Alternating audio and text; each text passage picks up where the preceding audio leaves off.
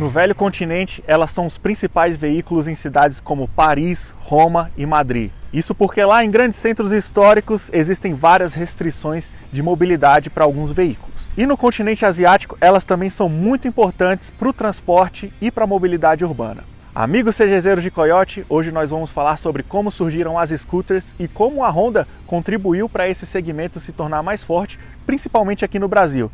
Vamos nessa, vamos acelerar, que hoje a gente vai acelerar sem precisar trocar de marcha.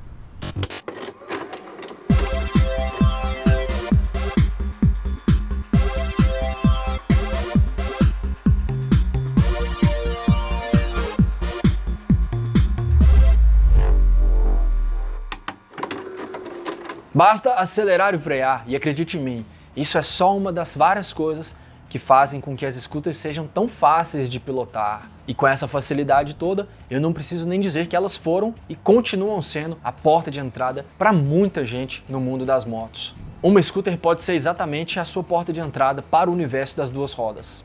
As scooters se tornaram um elemento comum na paisagem urbana e um veículo muito importante na mobilidade de muitas pessoas. E a maior razão para isso é que elas facilitam e muito a vida de quem tem uma. Muitas pessoas que antes faziam cara feia para as motos e motonetas, depois de um tempo se renderam à praticidade que as scooters entregam. Mas é claro que para chegar nesse nível de popularidade e aceitação, as scooters tiveram que evoluir bastante. E acreditem em mim, elas evoluíram. Principalmente na última década. Atualmente existem modelos como a PCX e a ADV que têm Smart Key e até sistemas que desligam automaticamente o motor em breves paradas, religando assim que a gente acelera novamente a moto. Uma tecnologia que é raramente encontrada em outras motos de outros tipos, mas que a gente encontra em carros de luxo, em carros mais caros. Por causa disso tudo aí, muitas outras coisas, acontece o que a gente falou. Às vezes as pessoas que ainda não tinham prestado atenção nas motos, ou às vezes tinham uma implicância, elas começaram a entender que a scooter é uma excelente alternativa para fugir do trânsito e muitas delas, inclusive, acabaram comprando uma scooter. Aí, ó. Olha só. É isso aí. A gente vê realmente que as scooters surgiram na Europa nos anos 40, né? Logo depois da Segunda Guerra Mundial, trazendo uma proposta mais simples para as motos que já estavam começando a ficar cada vez maiores em busca de desempenho e performance. Elas vieram resgatando a simples ideia de facilitar a locomoção das pessoas de forma barata, acessível e prática. E olha só, isso é exatamente o que o Soichiro Honda propôs lá no Japão na década de 40 também. Se a gente pode dizer que foram os italianos os responsáveis pelo surgimento das scooters, podemos dizer também com tranquilidade que foi a Honda a responsável por tornar a scooter mais acessível, principalmente aqui para nós, no Brasil. Essa proposta europeia das scooters seria então mais uma peça importante para contribuir com a jornada da Honda no universo da mobilidade. Quando se fala em scooter, logo o termo step through vem à mente, o que significa que ao invés de passar a perna por cima e montar nela, você vai passar a perna por dentro e se sentar com conforto. E o conforto permanece quando começa o deslocamento, porque suas pernas vão estar sempre em 90 graus sobre a plataforma, protegidas de água, terra e sujeira. O sucesso das scooters no Brasil é algo que já vem acontecendo há muito tempo, mas na verdade não é só aqui, isso vem acontecendo em todas as partes do mundo. A grande aceitação e o crescimento na oferta de modelos é uma tendência que, ao que tudo indica, deve continuar. Isso significa que nos próximos anos a gente vai ver cada vez mais as scooters nas ruas brasileiras. E vamos parar para pensar, na verdade isso é bom pra caramba, né? Porque vai aliviar bastante o nosso trânsito e todo mundo vai pilotar mais tranquilo. A gente falou que as scooters agradam bastante até mesmo quem não gosta de motos, mas o público delas não se restringe só a essa galera não. Quem tem uma motona na garagem também fica fascinado pelas scooters porque elas são baratas, acessíveis e muito práticas na pilotagem. Não são poucos os casos de pessoas que, por exemplo, têm uma Africa Twin, uma Big Trail de alta cilindrada preparado para enfrentar todo tipo de aventura, seja na água, na lama ou na areia, e que tem na garagem de casa uma PCX para resolver o dia a dia. Tem também o caso das pessoas que têm uma XADV, que é uma mistura basicamente das duas coisas, né, da Africa Twin com uma scooter tipo a PCX. Mas aí já é uma outra história e a gente pode contar em uma outra ocasião. Como a gente viu, o conceito de scooter surgiu na Itália e foi comercializado como uma maneira elegante de se locomover e economizar tempo e combustível.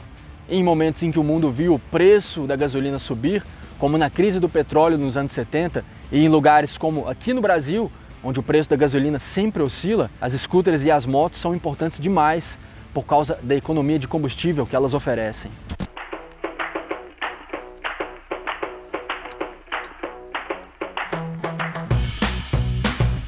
A história da Honda na fabricação de scooters é super diversificada e inclui desde a Cub, que não é exatamente uma scooter como você já viu aqui nessa série, mas que ajudou bastante esse segmento, até, por exemplo, a ADV, que foi lançada mais recentemente. 1956 foi um ano importantíssimo para essa história, pois foi um ano que Soichiro Honda fez uma viagem para a Alemanha junto com Takeo Fujisawa, cofundador da Honda e conhecido por ser o homem de negócios. Lá na Alemanha, eles viram como os ciclomotores eram bastante populares e vislumbraram como poderia também ser um sucesso no país deles, o Japão. Para fazer a nova moto, a Honda fez também uma nova fábrica, a unidade de Suzuka, um lugar incrível que eu ainda não conheço, mas tenho muita vontade de conhecer, porque lá, além da fábrica, existe o circuito de Suzuka, o International Racing Course, que recebe etapas do MotoGP e da Fórmula 1 também. Desde 1960, quando a fábrica ficou pronta, ela se tornou a maior fábrica de motos do mundo e também um modelo para as próximas unidades de produção em massa da Honda